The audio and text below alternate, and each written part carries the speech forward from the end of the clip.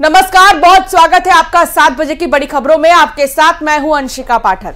नमस्कार, मैं हूं रीनू यादव। शुरुआत करेंगे सबसे पहले बड़ी खबर के साथ, जहां पर नीट रिजल्ट के बाद दाखिल की गई 3 याचिकाओं पर आज सुप्रीम कोर्ट में सुनवाई होनी है। सुप्रीम कोर्ट के जस्टिस विक्रम नाथ और जस्टिस संदीप मेहता की बेंच मामले की सुनवाई करेगी। सुप्रीम कोर्ट ने इससे पहले मंगलवार को काउंसलिंग पर रोक लगाने से मना कर दिया था। हालांकि सुप्रीम कोर्ट ने टिप्पणी की थी कि परीक्षा की पवित्रता प्रभावित हुई है और एनटीए से जवाब दाखिल करने के लिए कहा था। आज जिन याचिकाओं पर सुनवाई है उसमें मांग की गई है कि नीट अंडर ग्रेजुएशन 2024 की परीक्षा प्रक्रिया और नतीजों की जांच के लिए सुप्रीम कोर्ट की निगरानी में एक कमेटी बनाई जाए और साथ ही नीट परीक्षा को रद्द करने और काउंसलिंग पर रोक लगाने की भी मांग की गई है। सुशील संवाददाता साथ जुड़ गए हैं। सुशील, आज बेहद ही अहम है नीट मामले में सुप्रीम कोर्ट में सुनवाई। जी बिल्कुल, देखिए निश्चित रूप से आज का दिन बेहद अहम है क्योंकि आज जिन याचिकाओं पर सुनवाई है वो फिलहाल याचिका रिजल्ट घोषित होने के बाद दाखिल की गई है।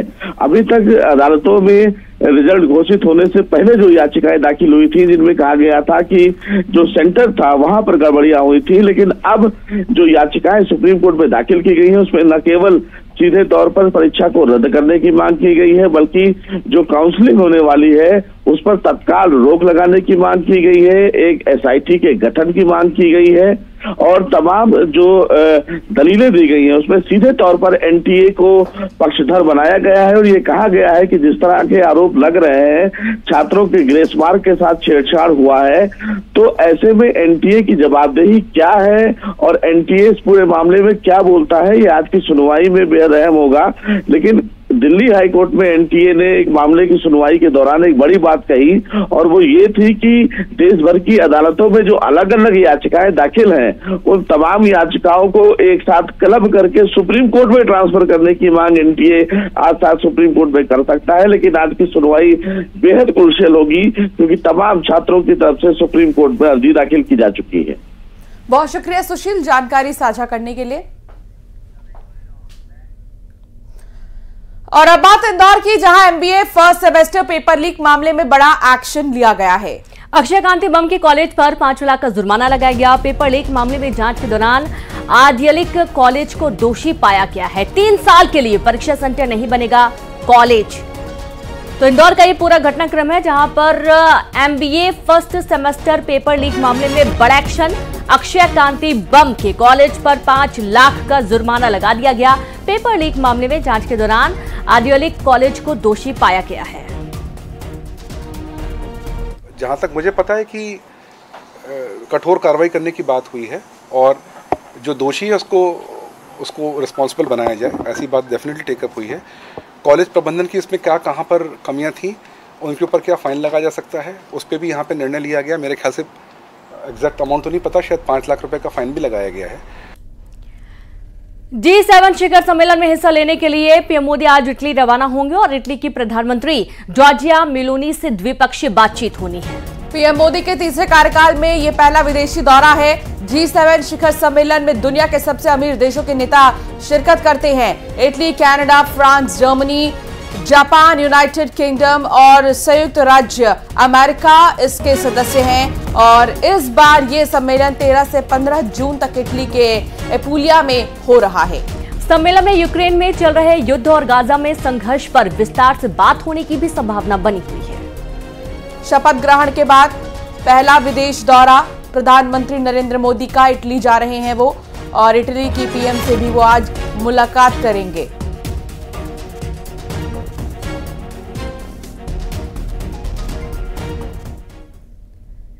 देश के दिन मध्य प्रदेश को आज से एक नई सौगात मिलने जा रही है।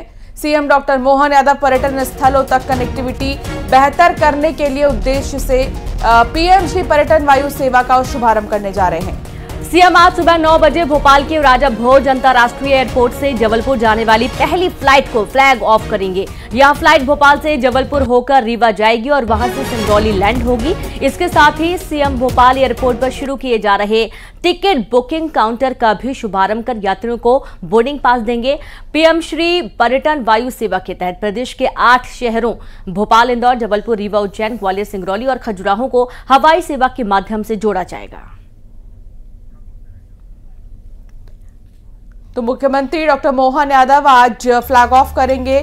मध्य प्रदेश को आज से एक नई सौगात मिलने जा रही है, जिसका शुभ आरंभ मुख्यमंत्री प्रदेश के करेंगे। डॉक्टर मोहन यादव पर्यटन स्थलों तक कनेक्टिविटी बेहतर हो, इस उद्देश्य से एक नई योजना की शुरुआत की जा रही है, जिसका नाम है पीएम श्री पर्यटन वायु सेवा। इसका शुभारंभ आज किया जाएगा। आज 9 बजे के करीब भोपाल के राजा भोज अंतर्राष्ट्रीय एयरपोर्ट से जबलपुर जाने वाली पहली फ्लाइट को फ्लैग ऑफ करेंगे डॉक्टर मोहन यादव। यानी कि अब से कुछ ही देरी बाद हम कह सकते हैं कि जो फ्लैग ऑफ है वो करते नजर आएंगे डॉक्टर मोहन यादव। ये फ्लाइट भोपाल से जबलपुर होकर रीवा भी जाएगी और वहां से सिंगरौली लैंड होगी। इसके साथ ही सीएम भोपाल एयरपोर्ट पर शुरू किए जा रहे टिकट बुकिंग काउंटर का भी शुभारंभ कर यात्रियों को बोर्डिंग पास देंगे। वासु चौरे संवाददाता साथ जुड़ गए हैं। वासु, कनेक्टिविटी कितनी बेहतर होगी और जितने भी पर्यटन के उद्देश्य से पर्यटक आते हैं वो कहां जा पाएंगे एक बार में?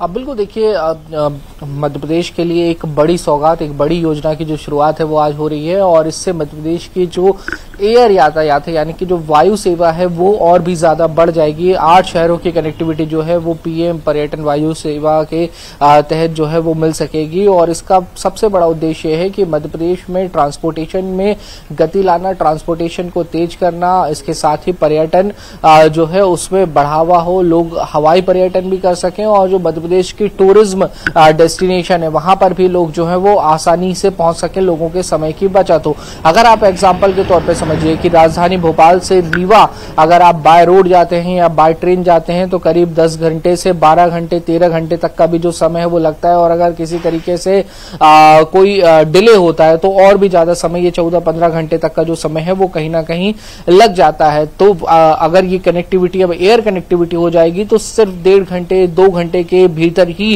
ये जो पूरा यातायात है ये कंप्लीट हो जाएगा और लोगों के समय की काफी ज्यादा बचत होगी। इसी तरह अगर आप इंदौर को देखें तो 3 घंटे 3.5 घंटे बाय रोड और ट्रेन से 4 घंटे भोपाल से आने जाने में लगते हैं, तो बस वायु सेवा के जरिए सिर्फ 1 घंटे में पहुंचा जा सकेगा। तो बड़े पैमाने पर लोगों के समय की बचत होगी। जो मध्य प्रदेश की टूरिस्ट डेस्टिनेशन है उनके प्रति लोगों के अंदर जो रुझान है वो बढ़ेगा और हर किसी का एक सपना होता है कि हम हवाई यात्रा को कर सके, तो एक इकोनॉमिकल तरीके से और बहुत ही कम लागत में जो है वो लोगों का ये सपना भी पूरा हो सके। बहुत शुक्रिया आपका तमाम जानकारी साझा करने के लिए। तो इस तरीके से लोगों को आसानी होगी वायु सेवा लेने में। और अब बात करेंगे रायपुर से बड़ी खबर की, जहां सीएम करेंगे सभी विभागों की समीक्षा। आज से सीएम शायद शुरू करेंगे समीक्षा बैठक, जनता से जुड़ी योजनाओं की समीक्षा करेंगे। आज कृषि, उद्यानिकी, पशुधन विकास पर चर्चा की जाएगी। मत्स्य पालन और दुग्ध महासंघ पर भी समीक्षा होगी। 14 जून को स्वास्थ्य सेवा खाद्य विभाग की बैठक होगी। तनु वर्मा सहयोगी साथ जुड़ गई है। तनु, आज किन कार्यों पर फोकस होगा?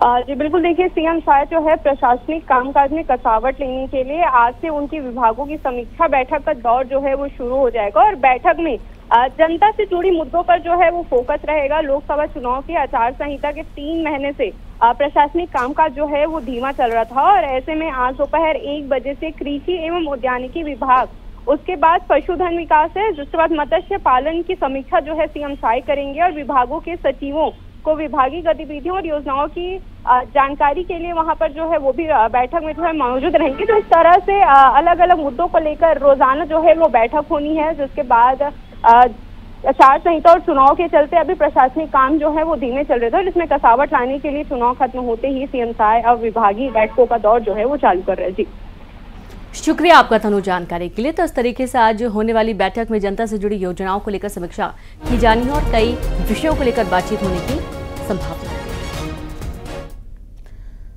बलौदाबाजार हिंसा मामले में कांग्रेस की जांच समिति आज घटना स्थल पर जाएगी और कांग्रेस की टीम घटना स्थल का दौरा करेगी। समाज प्रमुखों और प्रत्यक्षदर्शियों से भी करेंगे मुलाकात, पूरी घटना की जानकारी लेंगे। जांच के बाद प्रदेश कांग्रेस कमेटी को सौंपेंगे रिपोर्ट। पूर्व मंत्री शिव डहरिया की अध्यक्षता में बनाई गई है 7 सदस्यीय जांच समिति।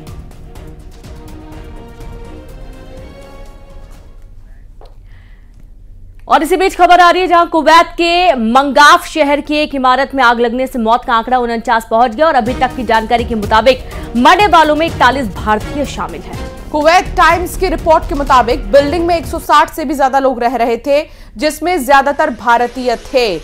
कुवैत अग्निकांड में 49 लोगों की मौत हो गई है। ये बिल्डिंग आप देखिए जो कि पूरी तरीके से आग के हवाले हो चुकी है और धुआं ही धुआं हर खिड़की से, हर मंजिल से। 6 मंजिला इमारत। कुवैत अग्निकांड में 49 लोगों की मौत हुई है, इसमें सबसे ज्यादा भारतीय भी रह रहे थे। कुवैत में हुई इस दुखद घटना पर पीएम मोदी फौरन एक्शन में आए हैं और विदेश राज्य मंत्री कीर्तिवर्धन सिंह को बैठक के लिए बुलाया गया। आज विदेश राज्य मंत्री कुवैत रवाना होंगे तो वहां वो घायलों की मदद करेंगे और लोगों से मिलेंगे। वहीं प्रधानमंत्री ने मृतकों के लिए 2-2 लाख रुपए की राहत राशि का ऐलान भी किया है।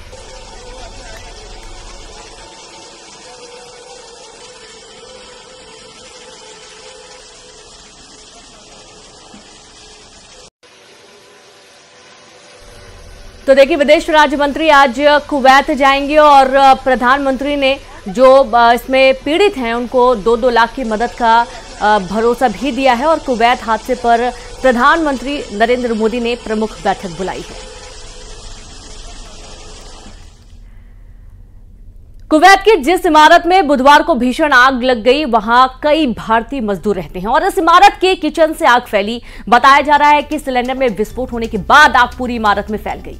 कुवैत मीडिया के मुताबिक जिस इमारत में आग लगी वो 6 मंजिला है। वहां 196 लोग रहते हैं। इनमें से ज्यादातर भारतीय मजदूर हैं। इनमें भी अधिकतर केरल, तमिलनाडु, महाराष्ट्र और उत्तर प्रदेश के बताए जा रहे हैं। ये तस्वीर जो हम आपको दिखा रहे हैं, 4 तस्वीरें आपकी टेलीविजन स्क्रीन पर।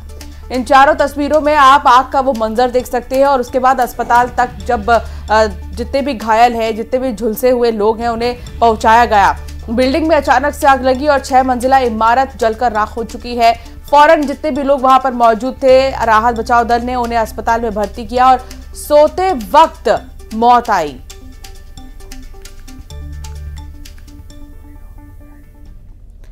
जम्मू कश्मीर के कठुआ में आतंकियों से मुठभेड़ में शहीद हुए सीआरपीएफ के जवान कबीर दास उइके का आज दोपहर में अंतिम संस्कार होगा। अंतिम संस्कार में प्रदेश सरकार की मंत्री संपतिया उइके शहीद के घर जाने वाली हैं।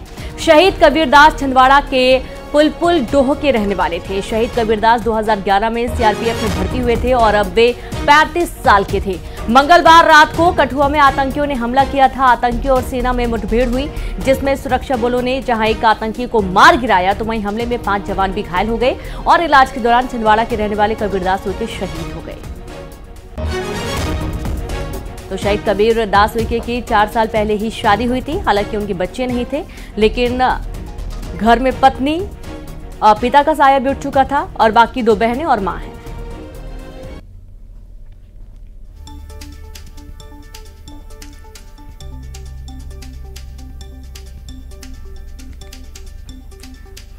तो जम्मू कश्मीर के कठुआ में आतंकियों से मुठभेड़ में शहीद हुए सीआरपीएफ के जवान कबीरदास उइके का आज दोपहर में अंतिम संस्कार होगा और अंतिम संस्कार में प्रदेश सरकार की मंत्री संपतिया उइके शहीद के घर जाने वाली हैं।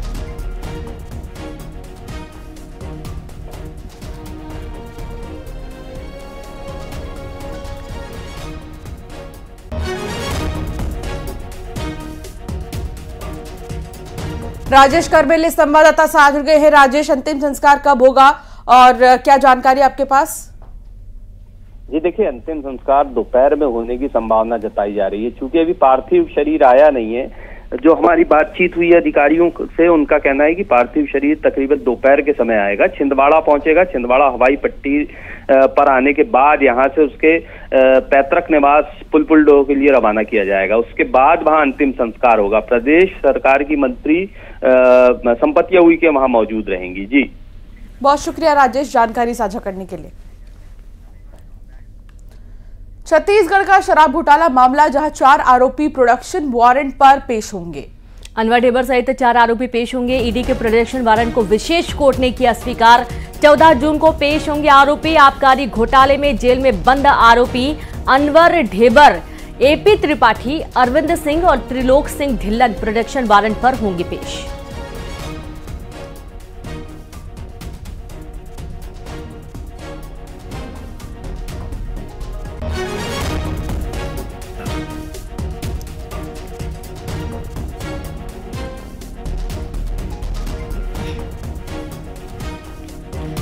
कन्वर डेवर सहित 4 आरोपी पेश होंगे। बड़ी खबर आपको दे रहे हैं, जहां छत्तीसगढ़ शराब घोटाला मामले में प्रोडक्शन वारंट पर पेश होंगे 4 आरोपी। अनवर ढेबर सहित 4 आरोपी पेश किए जाने हैं। ईडी के प्रोडक्शन वारंट को विशेष कोर्ट ने स्वीकार कर लिया है। 14 जून को पेश होंगे आरोपी। आबकारी घोटाले में जेल में बंद आरोपी अनवर ढेबर, एपी त्रिपाठी, अरविंद सिंह और त्रिलोक सिंह ढिल्लन प्रोडक्शन वारंट पर पेश होंगे। छत्तीसगढ़ महादेव सत्या केस ईओडब्ल्यू की रिमांड में आरोपी नीतीश दीवान, जहां विशेष कोर्ट ने ईओडब्ल्यू की रिमांड में सौंप दिया है। 12 दिन की रिमांड पर सौंपा गया है दीवान को। 24 जून तक ईओडब्ल्यू की रिमांड में ही दीवान रहेगा। जेल में बंद है आरोपी नीतीश दीवान। पूरा मामला महादेव सट्टा केस से जुड़ा हुआ है। ईओडब्ल्यू की रिमांड में आरोपी नीतीश दीवान है। एक तरफ पूछताछ का सिलसिला भी लगातार बीते दिनों देखने को मिला। कई घंटे पूछताछ चली है। विशेष कोर्ट ने ईओडब्ल्यू की रिमांड में उसे सौंपा है। 12 दिन की रिमांड पर सौंपा गया है दीवान और 24 जून तक ईओडब्ल्यू की रिमांड में ही रहेगा। जेल में भी बंद है आरोपी नीतीश दीवान।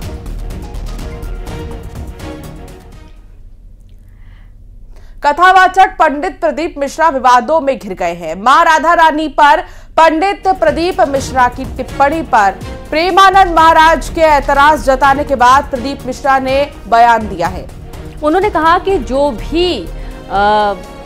उन्होंने जो भी कहा था वो कई धार्मिक पुस्तकों के आधार पर बयान दिया था, लेकिन सोशल मीडिया पर उसे तोड़ मरोड़ कर पेश किया गया। पंडित प्रदीप मिश्रा ने कहा कि ब्रजवासियों को भ्रमित किया जा रहा है। दरअसल पंडित प्रदीप मिश्रा ने अपनी कथा के दौरान राधा रानी के मायके पर सवाल उठाया था। उन्होंने कहा था कि राधा रानी बरसाना की नहीं रहने वाली थी। प्रदीप मिश्रा ने कहा कि श्री कृष्ण की पत्नियों में राधा का नाम नहीं है। राधा जी के पति का नाम अनय घोष है। उनकी सास का नाम जटिला और ननद का नाम कुटिला था। प्रदीप मिश्रा ने कहा कि राधा जी की शादी छात्रा गांव में हुई थी। उन ब्रजवासियों में कुछ लोग ऐसे घुस गए हैं जो इस शिवपुराण का विरोध करना चाहते हैं, इस व्यासपीठ का विरोध करना चाहते हैं, प्रदीप मिश्रा का विरोध करना चाहते हैं। वो लोग राधा रानी की आड़ में बदनाम करना चाहते हैं और ब्रजवासी इतना भोला है कि वो समझ नहीं पा रहा। आप कहो जिस दिन राधा रानी के चरणों में आकर दंडवत कर लूं, आप बोलो जितने दिन तक राधा रानी के चरणों में पड़ा रहूं, मेरी माँ है वो, उससे मेरा बैर नहीं है। जो कुछ बोलूंगा प्रमाण से बोलूंगा, बिना प्रमाण के कुछ नहीं बोलूंगा। और जिस महाराज को प्रमाण चाहिए, कुबेरेश्वर धाम खुला पड़ा है, आ जाओ और प्रमाण लेकर जाओ। इस बीच श्री राधा रानी पर की गई टिप्पणी से मथुरा में संत नाराज हैं और कथावाचक पंडित प्रदीप मिश्रा पर कार्रवाई की मांग कर रहे हैं। संतों ने पुलिस से शिकायत की है कि प्रदीप मिश्रा पर आरोप है कि प्रवचन के दौरान कहा था कि भगवान श्री कृष्ण की 16,108 रानियों में राधा का नाम नहीं है। प्रदीप मिश्रा ने आरोप है कि उन्होंने कहा कि राधा जी बरसाना की नहीं बल्कि रावल की थी। लोग आज एसएसपी साहब के यहाँ एफआईआर कराने के लिए, शिकायत दर्ज कराने के लिए यहाँ पर आए हैं। हमने उस प्रदीप मिश्रा से कहा है कि यहाँ करके राधा रानी से क्षमा मांगे अथवा हमारे साथ आकर के साथ करे। यदि वो अपनी बात को सिद्ध कर देगा तो हम अपनी बात को वापस ले लेंगे। वो राधा कृष्ण को अलग अलग सिद्ध करने में लगा हुआ है। कृष्ण प्रेममयी राधा, राधा प्रेममयो हरि, जीवने निधने नित्यम राधा कृष्णो गतिर ममः। राधा कृष्ण कभी अलग नहीं हो सकते। इनकी इन बातों से असंख्य लोगों के हृदय को आघात हुआ है। हम लोग बहुत दुखी हैं। जल्दी से जल्दी इसके खिलाफ कानूनी कार्रवाई होनी चाहिए। और बात रायगढ़ से बड़ी खबर की, जहां मिट्टी में दबने से मजदूर की मौत हो गई। पाइपलाइन डालने के दौरान हादसा हुआ। सिलवानी थाना क्षेत्र की घटना बताई गई है। बड़ी खबर रायगढ़ से, मिट्टी में दबने से मजदूर की मौत का मामला सामने आया है। दरअसल पाइपलाइन डालने के दौरान यह हादसा हुआ और मजदूर की मौत हो गई है। सिलवानी थाना क्षेत्र की घटना है। ये वही पाइपलाइन जिस पर काम चल रहा था और मजदूर जो है यहाँ पर काम कर रहे थे, लेकिन अचानक से मिट्टी में दबने की वजह से मजदूर की जान चली गई। जो है मिट्टी फिसलने से जो है मौत हो गई है। इसकी सूचना पर थाना नंबर कायम करके जांच की गई। जांच के दौरान पाया गया कि RVR project private limited Hyderabad की कंपनी द्वारा काम चलाया जाता है, जिसके साइड सुपरवाइजर संदीप सिंह सनाफ शमशेर सिंह और 37 साल निवासी पंजाब का रहने वाला है। इसके द्वारा पर्याप्त सुरक्षा के प्रबंध नहीं किए गए, जिसके कारण जो है घटना घटी है। प्रथम दृष्टया उसके विरुद्ध जो है जो भी साक्ष्य आएंगे कार्रवाई की जाएगी। रीवा के त्योथल तहसील में जादू टोने के शक में भाई ने भाई को मार डाला। घटना चिल्ला गांव की है। बताया जा रहा है कि बीच दरवाजे पर नींबू और लौंग को लेकर दोनों भाइयों में विवाद हुआ और विवाद के बाद मारपीट हो गई। इस दौरान हरि विलास प्रजापति को गंभीर चोट आ गई। इलाज के दौरान उसकी मौत हो गई। पुलिस ने मामले में केस दर्ज कर लिया है, साथ ही आरोपी की तलाश में भी जुट गई है।